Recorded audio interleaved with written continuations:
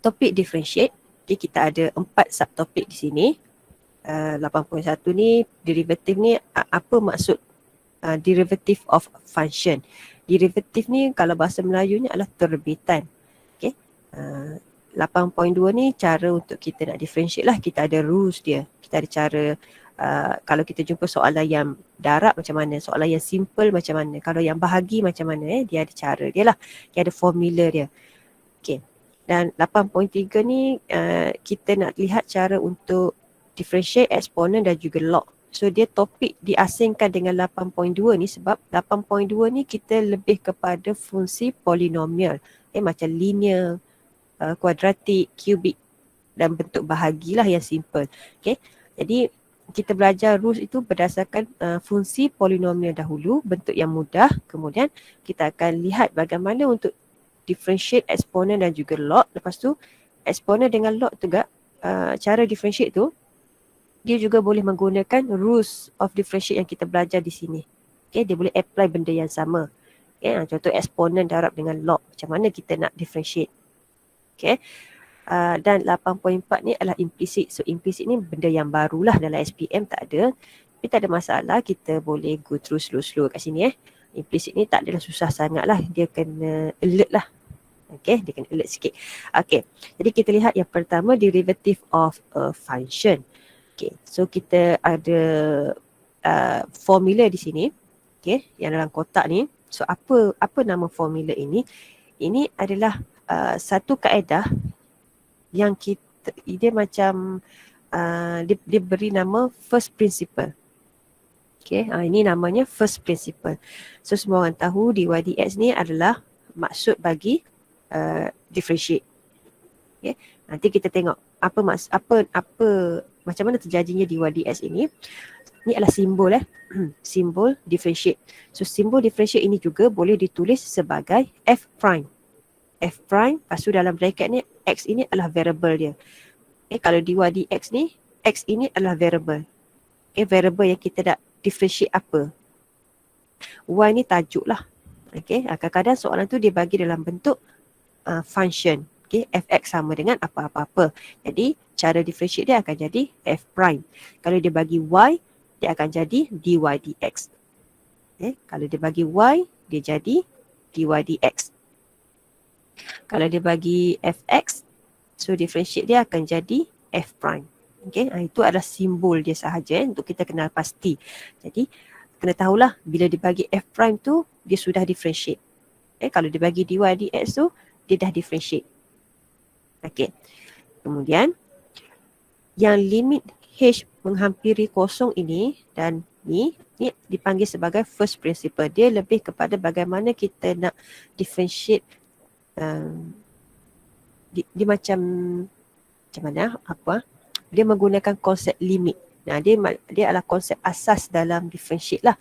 Tapi kita tak menggunakan formula ini untuk differentiate kecuali soalan itu minta lah. Sebab ada soalan yang kita tak boleh nak differentiate direct, so dia kena menggunakan first principle. Tapi itu di peringkat yang lebih tinggi lah. Ada beberapa fungsi bila masuk U nantilah saya rasa, tapi silibus kita tak adalah sampai situ yang mana, tapi kita akan belajar lah.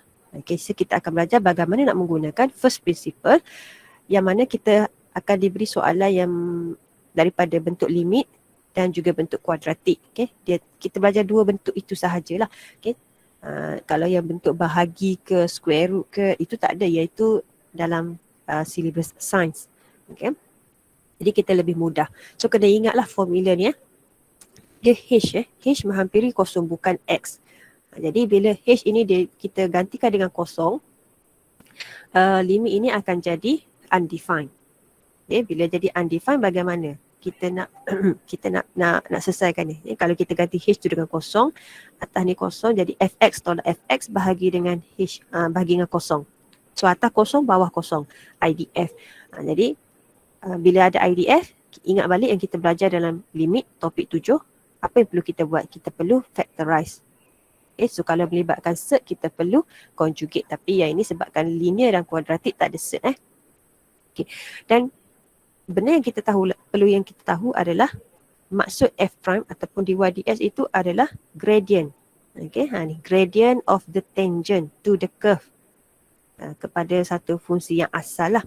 Okay, f prime tu adalah gradient of tangent. Ni nama dia. Okay, so ini kalau kita lihat pada gambar dalam kotak ni, yang garisan merah ni, yang straight line ni, ini namanya gradient of tangent. Kenapa tangent? Apa maksud tangent? Ada siapa yang tahu tak? Tangent tu apa maksud dia? Siapa Dia tahu? touch Dia touch. one point. Okay. So tangent ini macam siapa cakap tadi dia touch pada one point.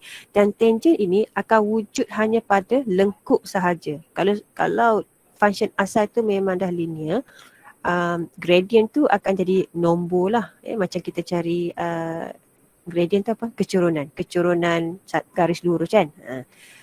Kalau kita ada curve, okay, dia akan wujud tangent. Sebab tangent ini dia adalah satu garis lurus yang menyentuh satu titik pada lengkuk. Itu maksud dia. Okay, dia hanya menyentuh satu titik pada lengkuk. Okay, mungkin kita nampak dia macam sentuh banyak kan. Sebenarnya dia akan sentuh satu titik sahaja di sini. Okay, jadi apabila kita gantikan nilai x, kita akan dapatlah gradient dia. Jadi f prime ini adalah gradient of tangent. So kalau kita ada, jadi bagi tahu kat bawah ni tak ada. Okay. Kalau ditanyalah apa nama ni, f prime ataupun dy dx, okay, dia juga dipanggil dy dx ni dia ada function dia sama dengan apa? Sama dengan bukan atas, contoh macam ni lah, f prime ataupun dy dx, okay, dibagi fungsi 2x tambah 1 contoh. Okay, macam ni dy dx sama dengan 2x tambah 1. Okay, ini adalah function of gradient.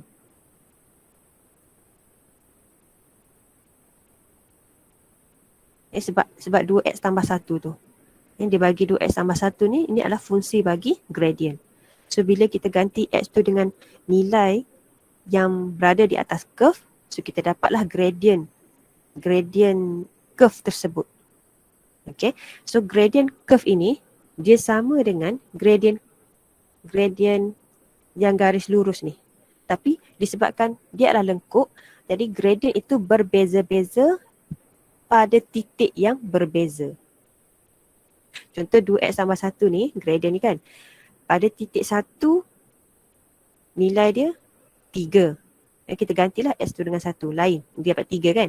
So kalau kita ganti x tu dengan 2, dia dapat 5. Jadi gradient bagi curve, dia berbeza-beza pada titik yang berbeza. Dia tak sama. Dan curve tu, gradient itu tak sama. Sebab curve. Kalau dia straight line, kalau dia linear memang dia samalah. Kalau asalnya memang graf itu linear. So kalau asalnya graf itu curve macam kuadratik ke kubik ke, dia ada bentuk lengkuk tu kan. Dia tak sama gradient dia pada titik yang kita carilah. Okey, itu kena tahu gradient itu tak sama. Ada yang cerun, ada yang landai pada curve walaupun curve yang sama.